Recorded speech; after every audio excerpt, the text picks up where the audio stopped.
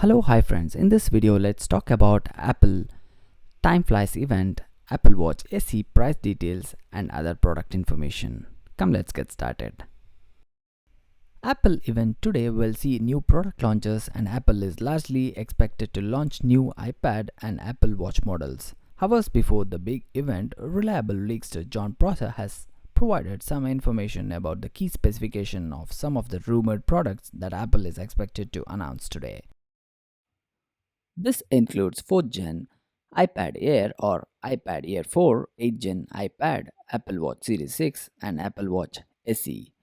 John Prosser has also shared some information about Apple Watch SE. According to John Prosser, Apple Watch SE will have an Apple Watch 4 or 5 design and no always on display, no ECG, and it will cost around 279 US dollars. Apple Watch Series 6 is expected to come with a better processor, blood oxygen monitor, and a higher price tag.